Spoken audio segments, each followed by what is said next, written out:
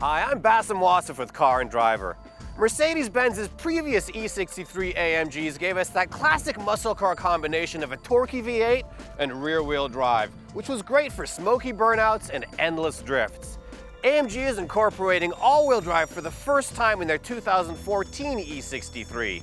How does it compare, and does it take away the fun from the driving equation?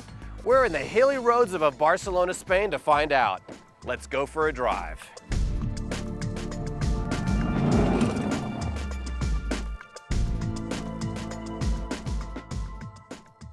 I love the old Mercedes-Benz E63 AMG for its tail-wagging, tire-spinning torque.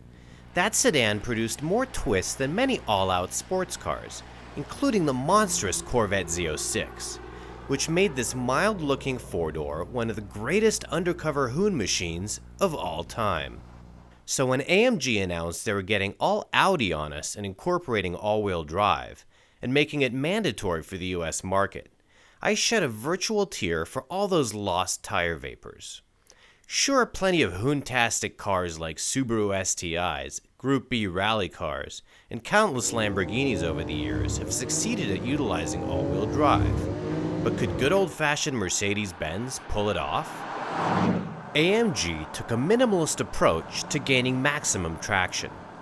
The E63's all-wheel drive system has a fixed torque split that diverts a constant 67% of power to the rear wheels, using drivetrain components that add only 157 pounds of mass. Counteracting that weight gain is a 5.5-liter twin-turbocharged V8 that has been up to 550 horsepower and 531 pound-feet of torque, while a new S model climbs to 577 horsepower and 590 pound-feet, thanks to a reprogrammed ECU that escalates turbo boost to 14.5 psi. The S model also gets a limited slip rear differential and a top speed that's been raised to 186 miles per hour, while all E63s now feature an adaptive suspension setup with air damping at the rear and a torque vectoring brake system that actively reduces understeer. Boasting a claimed 0 to 60 time of only 3.5 seconds with the S model, which we think is a conservative estimate. AMG says their new E63 is a whopping half-second faster than its predecessor. But does that make it dynamically entertaining on a twisty road? We took to the limestone hills of Montserrat, Spain to find out. The very valid concerns about climbing into this first all-wheel drive AMG sedans are: is it going to be understeering? Is it going to be too heavy? Is it going to lose that sporting soul that makes a rear-wheel drive V8 car so fun to drive? So of course we were terrified that we'd lose that tail-happy tendency. We didn't want an understeering pig. The joy of this car, thanks to the fixed ratio, thanks to the way the engine talks to the transmission, and thanks to the way the power is laid to the ground, is that it is still quite tail-happy, thank you very much. And the great thing about this drivetrain setup is that the ratio is fixed. You're always going to get 67% of the torque to the rear wheels, so you don't have any question about what's getting transferred, what is the transmission or engine doing to compensate for the lack of grip. Whereas the old E63 felt like it was always triggering the stability control light because there was so much power going to the rear tires, and the traction control was always going off.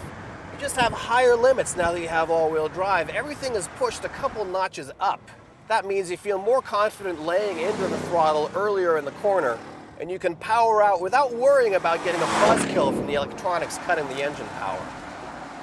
You kind of imagine the AMG engineers looking at the 150-pound weight gain of the all-wheel drive system and thinking, well, we've got to counteract that, there's not much lightning you can do with this car, but we will add a little bit of horsepower and a little bit of torque. I think they kind of went more generously in the power direction. 577 horsepower, 590 pound-feet of torque. Adding weight is not a good thing when it comes to performance, but the way this car works dynamically, the fact that it's a sedan, the fact that it's got so much power still going to all four wheels, translates to some serious performance. Really want to grasp the magnitude of 590 pound-feet of torque, all you have to do is just jab the throttle mid-corner and see that things get sideways really fast.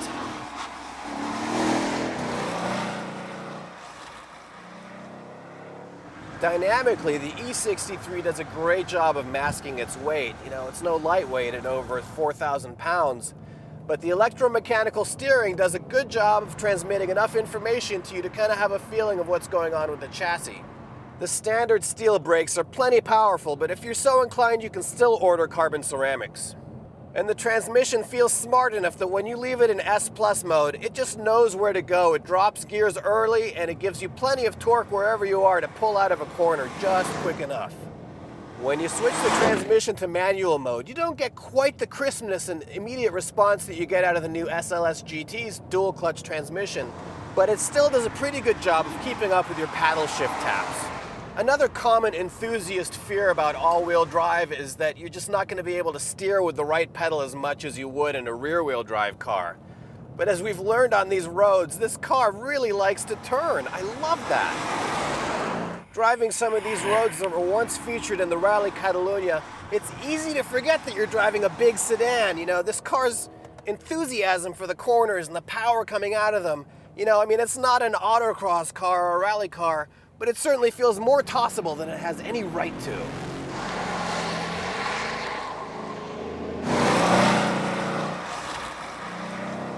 I'm sure American buyers will be disappointed to hear that we can't get a rear-wheel drive version of this car like the rest of the world can.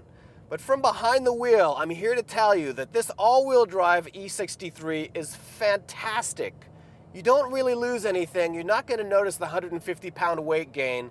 And the things that you can do now with this car are just phenomenal. So is the E63 as fantastic as it seems on paper? Sure, it's a rare achievement to combine these unassuming looks with such staggering performance. But what AMG proves is that they can make all-wheel drive not only sporty, but practically supercar-like. Is there anything lost in the process? Well, I did kind of miss those untamed, tail-happy tendencies of the old car, and the fact that it was more fun to drive at any speed.